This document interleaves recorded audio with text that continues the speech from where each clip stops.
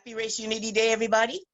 Um, uh, of course, my name is Vonita McGee, and today I would like to present my findings with of items that I found in the Advent of Divine Justice.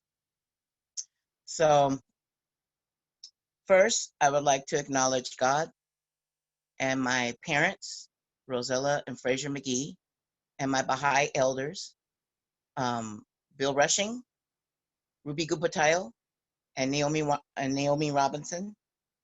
Naomi, who is my spiritual grandmother, who always said, deeply study Shoghi Effendi, and you'll always be safe in the faith. So the first person that I asked this question, which was, how do the Baha'is deal with race unity, was my spiritual uncle, Bill Rushing. And he gave me this book, The Advent of Divine Justice. I wasn't a Baha'i at the time. And once I read the book, I realized that the Baha'is' faith had the answer. And so I was, I was ready to go ahead and jump in, but then I started asking the people, and and I wasn't sure, because I kept getting answers like, well, they haven't read the book, or or the book is too hard, or things like that. So it took me 5 years more to investigate, but finally I kept with it and saw enough that I decided to become a Baha'i. I always knew that there was a process in here, but I couldn't articulate it, and I couldn't articulate it well. I can basically tell you now that I can. So let me present to you what I found. First thing I want to present is that most like I said, most of the times when I ask the friends about other Baha'is about the book, they got things like I don't, the book is hard, it's very difficult and stuff. And then after a while, I started realizing that that we're misreading the book. We're reading it like a narrative, like a novel. And so what I put here is this chart that I got from my spiritual elders, how they taught me how to read the writings. So I want to share this with everybody. So for inspiration, we start with the central figures. That's the Bab, who's the gate. And I think for people who are not Baha'i, so I have some friends here that are not Baha'i. I would think the Christian equivalent would be John the Baptist, who would be both their stations would be the forerunner to introduce the manifestation. Then we have Baha'u'llah, which is the manifestation of God, just like Jesus is the manifestation of God. And Abdu'l-Baha, who's the exemplar, who's the one that shows the standard of the faith and takes possession of the church, just like Peter. And his equivalent would be Peter. So those are the central figures. And then we have a special station, which is called the guardianship, and that is Shoghi Effendi. He has kind of a dual role. Basically, he was to build the structure. He was to implement the structure of the faith. And he was supposed to provide us guidance to show us how to build the structure of the faith. And then we have the Universal House Justice, our current governing body, who takes the instruction from the central figures and the guardian to keep us in line and keep us on track of what we're supposed to do. So for inspiration, you read the central figures. For structure, you read Baha'u'llah and Abdu'l-Baha. That's like the laws and the plans. and and to show you how to implement the plans and the laws, the structure, you go to Shoghi Effendi in the Universal House of Justice. Shoghi Effendi is the how-to guy, how to implement what we're supposed to do as far as instruction for the faith. So there might be some overlap, but in general, if you kind of stick to this structure, you'll probably, it'll probably be a lot quicker to comprehend and understand what you're reading of the spiritual books. So going back to the Advent of Divine Justice, the book is basically not a novel. It's because he's a how-to guy, it's really a manual. It's a manual that basically gives us systematic instructions on how to implement the tablets of the divine plan, which was an actual plan on how to build the Baha'i structure, and also how to be a Baha'i. So in reading the book, Shoghi Effendi gave us a step-by-step process. And so I've never been able to articulate it until I would say the last 5 years, and I've been practicing it for 3. And so I want to show you a representation of the cycle of the process. I call it the ADJ process. And so we start with the reflection process, which is an internal process that you basically, you reflect upon what you can do, how you can do better as an individual, because we start with the individual. And then the other thing is, if any problems or issues that arise during your day, you also are able to start using this process. And then it goes, it's a complement is bringing ourselves into account. It's our way that we talk to God to open ourselves up to prayer. That's also an internal process. And you use the reflection process to basically find out what you need to talk about when you want to open up to prayer to talk to God. And through that, you get a result. I'm sorry. And through that, you get a result. And then it goes to the scroll process. And we call it the scroll process, but really what it is the communication process. And that's outward communication or action. It's what you say and what you do. And then and so it creates an action outward. So for every action, there's a reaction. And the Double Crusade still deals with inward communication, but it expands it to groups and to institutions. But it also is the process of the active listening. What feedback do you get back? So, and I know there's a lot of different interpretations of the Double Crusade. I am looking directly for Shoghi Effendi, the functions on a functional level of what that is and what he wrote. And so for every interaction, whether you use the scroll process to say something or do something, and for the Double Crusade, where you listen to something, you create an interaction because you're talking and interacting with somebody else. And that could result in what I call a fallout. You could have a misunderstanding, miscommunication, or anything like that. Anytime you have anything like that, you look at it as an opportunity to go back to the reflection process and start your process again, because it creates a cycle of constant improvement. And basically, and basically what it does as you keep working on it, you learn to think, process, speak, listen more actively. So I just want everybody to kind of look at it. I know you can't see the little writing, but there is, it relates to all the big boxes up at the top. So understand that it is a cycle, and it's a constant cycle that we are supposed to be doing.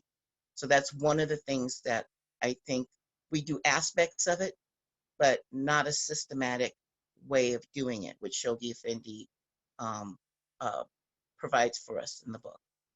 Okay, another thing I think we overlooked is that when approaching the ADJ process, we there's an overall spiritual quality of humility and honesty. Usually when I ask that question, what is the overall spiritual quality to approach the book? Um, um, sorry, um, I'm seeing questions, and I want to answer them, but I'll answer them later. Uh, um, People come up with honesty. I've only had one person so far that answered humility, and the only reason why I know that person knew is because that person went through the cycle, but doesn't know that she went through that cycle yet. So you know, most people say honesty, but it's actually humility. The way the writings are structured, they always build us up, but then they always do a kind of like a whole, wait a minute, don't get it twisted. We ain't there yet. And then they tell us why. Kind of a reality check. And that mechanism invokes that, like, oh, I guess I'm not there. So it opens ourselves up to that humility. So when and Advent of Divine Justice follows the same pattern. All the central figures in the Guardian and the House does that same pattern when they write to us. So for all of the Baha'i writings, I suggest that the overall approach is humility, but particularly for the ADJ, for Advent of Divine Justice, it applies here with a supporting approach of honesty. So you have, in order to be truly honest with yourself, you have to open yourself up to be very vulnerable to being honest with yourself. So when Shoghi Effendi started building the model, he provided us with 3 spiritual prerequisites for success. Now, in the book, he implies that there's more, but for this particular problem, and the problem in our country is racism, he provided 3 spiritual prerequisites, thinking that's all we can handle. But for success of getting to that spiritual transformation of dealing with that issue. So we start with moral rectitude, and that's an outward expression. That's like putting your best foot forward, how we present ourselves to the world. And then the second spiritual prerequisite is absolute chastity, and that's our inner thoughts and desires. So that's our inner being. And so the third spiritual prerequisite is complete freedom from prejudice. Now, he put that in order because the zenith point of the whole book is the complete freedom from prejudice. In order to deal with the issue of racism, this is what we have to do. And it takes us understanding our moral rectitude and our absolute chastity to deal with the third spiritual prerequisite. Now, of each of the 3 spiritual prerequisites, there is a long list of spiritual qualities that for under the spiritual prerequisite. I call them standards because spiritual qualities is something that seems elusive to me, but that I feel like I can attain. And so each spiritual prerequisite has a list of spiritual qualities, a long list. But get used to them, familiarize yourself with them, because you're going to be coming back to this every single time. So consider this your foundation or your energy box, or in the workbook, I say a light bulb, the outer casing of the light bulb. because you're going to keep coming back to it because it's your reservoir of things that you need to use, things you need to identify, your standards that you need to live up to. So with that, we go into the reflection process. And so the first level that Shoghi Effendi deals with is the individual, which is, and so you're going to be your first teacher. So in my case, I'm my first teacher and I'm my first student. So what did I do? I went through each of those 3 spiritual prerequisite categories, and I made, on each sheet, I made 3 categories. I went through each spiritual quality standard, and I said, okay, you know, where am I now with it, and how can I get better? So I went through until I had 3 categories: spiritual qualities and standards that I was really good at, some I was okay at, and some that I needed a lot of improvement. I got a lot of work to do. So, so when you do your self-reflection, you basically are pulling from the 3 spiritual prerequisites, the qualities, assessing yourself through the qualities, assessing where are you now, how can I get better, and you'll get a result of groupings, of basically a baseline assessment as to where you stand spiritually on the standards that are outlined in those 3 spiritual prerequisites. As the 3 spiritual prerequisites, again, are the foundation and that battery charger or the light bulb. I always wondered why there were so many Baha'i prayers in the same category. So I started reading the Baha'i prayers, and I noticed the different nuances. It addressed the same issue, but differently, a little nuance here, a little different angle there, a little, color here, a little color there. And so I realized after I went through my checklist of the 3 spiritual prerequisites and got my list, that for each of those spiritual qualities, there is a Baha'i prayer or a combination of Baha'i prayers that addresses it. So as the 3 spiritual prerequisites as your foundation, your energy bank, the prayers are your charge. So it'd be like the charge that goes into the battery bank or the filament that goes into the light bulb.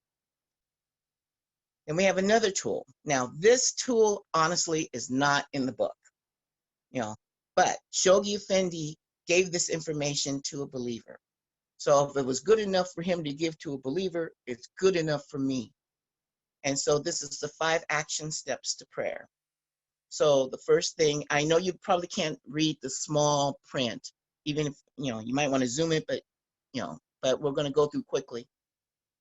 And you can look this up online.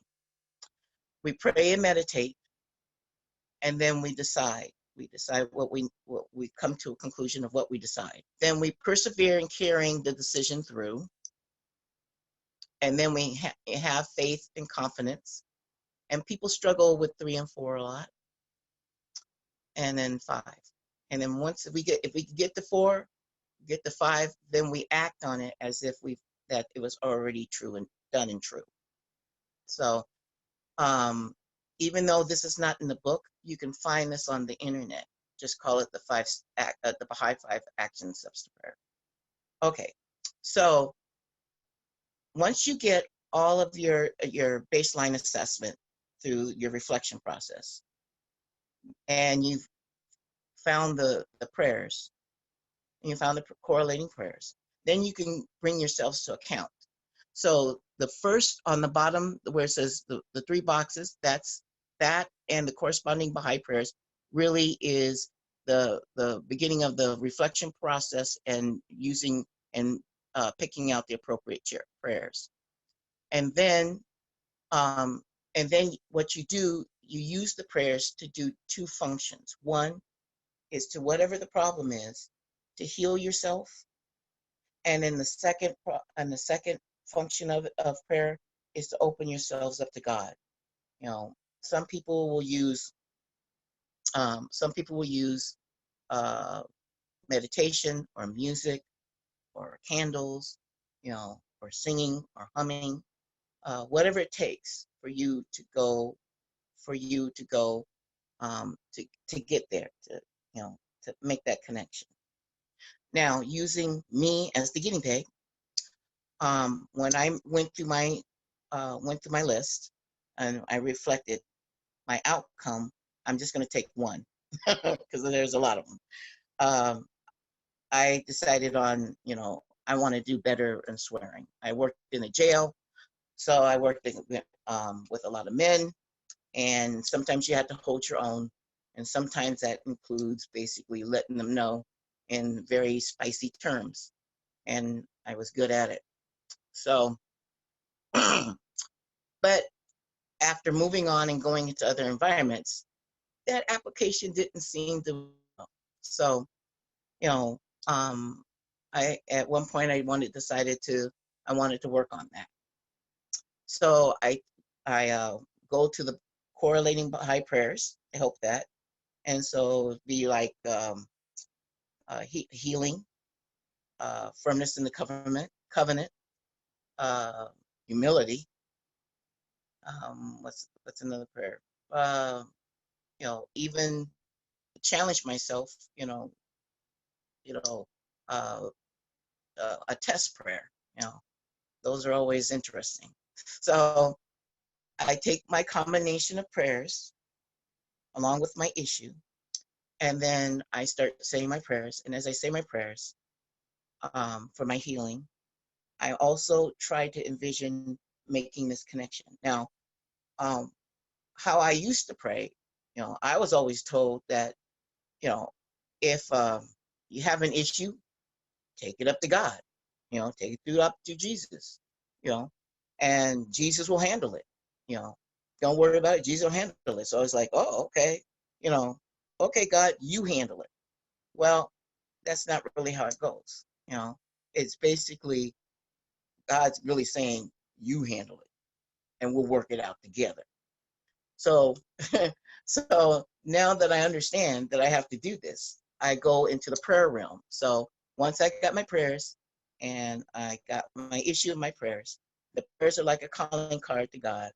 We start with the 5 steps.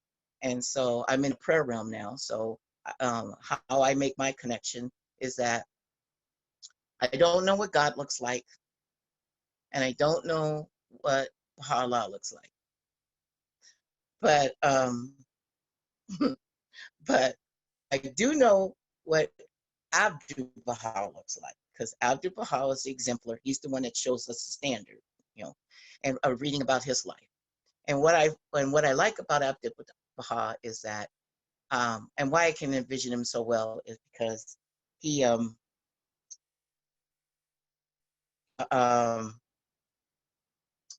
he has a good sense of humor. He's rambunctious and rebellious, and he's very mischievous, kind of a little scamp here. And so, he tickles me, so I envision him. And of course, how I deal with it in the prayer realm is, like my first time coming up to him with my calling card, Abdul Baha says, "You mean you actually made it?" And it's like, yeah, I'm surprised too, And so he says, "Well, let's get started." So we start, I start talking to him about what the issue is, going through these 5 steps. I might make it through 1 and I get to 2 and I got to decide. And I said, wait a minute. I can't do that. I decided that, no, I can't do that. And so Abdul Baha will say something like, well, girl, you know what you have to do? And I said, okay. So I might only can get in my prayers to the 2nd point. So, but consciously, I know where I've stopped in a way, in my prayers. So I know that I'll sleep on it. Maybe I might figure out something in my dreams or in that early part in the morning where you where your conscious meets your subconscious, or your subconscious meets your conscious, and it's and you get inspiration and things, and you might get an answer there. If I don't, guess what I have to do? I have to go back for my morning prayers. I have to go back to the reflection process. Did I get all the qualities? Maybe it's something as to why I swear, which would go into not just conduct and rectitude. It would go into chaste and holy life. Well, what was my conduct and why? To examine the why more than than just not doing it. And then maybe the prayers might have to be enhanced more. Maybe I need more love to address the why or something like that. And then I do my prayers again, and maybe I can get all the way to the step 5. And if I can get to step 5, that means to act. And so that means I come to a resolve that I'm going to, say my outcome was I'm not going to swear today. Let's start with day 1. And so I go throughout my day interacting with people, talking, listening, whatever. And if I don't swear that day, then I made an outcome, and I have something, the report that's good, when I do my prayers next time. If not, if I mess up and screw up, guess what I got to do? Come back around and my night prayers, start again with the reflection process and just say, well, I goofed up, and go back to this process. So, like I said, the bringing yourselves to account, the reflection process and bringing yourself to account is an internal process that you do in terms of bringing yourselves to account to God. So, these are suggestions for to get your initial baseline. I kind of went through it as an example, and so basically first time, get a list of your 3 spiritual from your 3 spiritual prerequisites during your reflection process. Find the corresponding prayers to help you improve. Go through your account to God using the prayers. Open yourself up and going through the 5 steps to create your action plan to improve. And like I said, don't worry if you don't make it. It's just that means you got to do some more work the next time you do your prayers. And if you don't have any overriding issue, then go back to your original list that you made and try another quality to see how you can improve. So this also works with ongoing problems and issues. So you'll find more of that as you go into the scroll process and the double crusade process, because those are outward processes. And so how you talk to somebody or what you do with somebody and how they react to it, you're going to get fallout. And this is where that fallout comes in.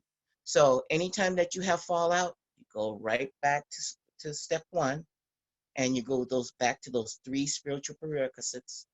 Go back and identify where you fell short, not fell short, where do you need improvement in that area of what happened. If it was an argument, okay, how did that start? What was my contribution to it?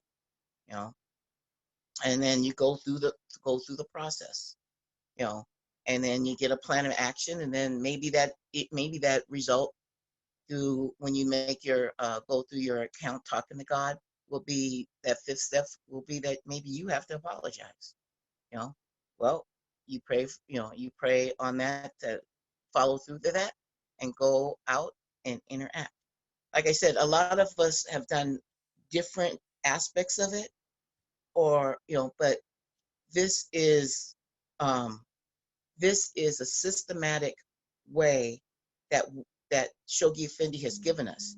And he's given us this to solve an issue. And that issue is the most vital and challenging issue. And that's the Baha'i speak for dealing with racism. And I want to explain that racism is an illusion. The only reason why it feels real is that we have put energy into that. I mean, there's laws that put energy into it. There's institutions that put energy into it, and that we interact into it. That puts energy into it. But what this process does, and what he's doing, is answering how do you deal with the issue of racism. You deal with the issue of racism, like back to the thing racism is a physical manifestation of a spiritual ill. It will take understanding our spiritual will to practice and do this process and build up so that we will be able to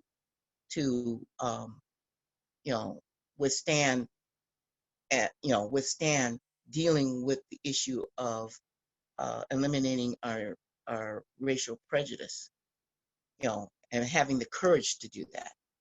So, kind of getting back on point, but if you do this morning and night, suggested morning and night, it doesn't say it in the book. I just been practicing it, and I found that if you consistently work on it or try it, eventually it'll start internalizing in you. You'll start to be able to think quicker, assess quicker, identify issues quicker. You'll change your speech. You'll change how you listen to people. And as far as working on my issue that I identified, swearing, I don't swear half as much. Matter of fact, I would say I'm more on the 30%. I didn't say it was perfect. More on the 30% now, and it's something I still work with, So it's a process. but if you practice it, you eventually you can do it on the fly. And I've actually had to do it on the fly, basically because there was kind of an emergency situation. So I know that it's something that we can do, and he gave it to us because he knew that we're mature enough to do this. So if you're ready to do the work, we have a Facebook page called the Advent of Divine Justice, Working Towards Race Unity. It's a learning hub. We created it using the Baha'i standards of consultation, and also the directions in the scroll process, the responsibilities of the Black and the White, which is a range. That means everybody's involved, and the mutual standards of their responsibilities that's outlined in that passage. And if you have any general questions after this session, after this event is over, you can always email us at the info@adj-wtru.org. So to sum this up, I want to thank you for coming. I really want to thank the people, my friends, some of which are not Baha'i, and I have a special message for you. Even though this was seems like Baha'i based, this is written for everyone. And the clues that give this to me is, one confirmation is that the Advent of Divine Justice book was addressed to the Baha'is of Canada and the United States. But with the spiritual physics and dualities and stuff that's usually in spiritual writing, we know as Baha'is that the Baha'i boundaries of the United States and Canada coincide with the legal boundaries of the United States and Canada. So the book was actually written for all the inhabitants within the boundaries of the United States and Canada. Okay. And the second confirmation is that when Shoghi Effendi gave us the 3 spiritual prerequisites, he didn't say they were the Baha'i 3 spiritual prerequisites. He said they were 3 spiritual prerequisites, which means it's universal. And the third confirmation is that I was talking to a friend the other day, and I was excited and telling her about the cycle that I see in the book. And I explained it to her, and she said, "Oh, why that's what do you call it? Examen of consciousness." I said, "What?" And she said it again. And so I said, "How do you spell it?" We looked it up, and sure enough, that this cycle is there in Christianity. I started looking it up in Buddhism. It's there in Buddhism. It's there in Hinduism. And if it's there in Hinduism, I assume that it's there in Islam as well. And then the 5 steps, when I explain the 5 steps, she says, "Oh, that's called Lecto Divina." So I looked that up with her. And sure enough, same 5 steps. So it's universal. The difference is that a lot of that process was given to the mullahs and the high priests, the mullahs, the rabbis, the nuns, the priests, the ministers, and so for them to connect with God. And the difference today is Shoghi Effendi gave this information to the common man to settle a problem, which is dealing with our race prejudice and fighting and gearing ourselves up and spiritually building ourselves up so we can fight the injustice of an illusion, which is racism, which is man-made, which can be changed. So with that information, I see the oneness. It's to me, it's beyond just race unity. It goes to the level of the oneness of humanity. So with that, you can open it up for questions. And I thank you for listening.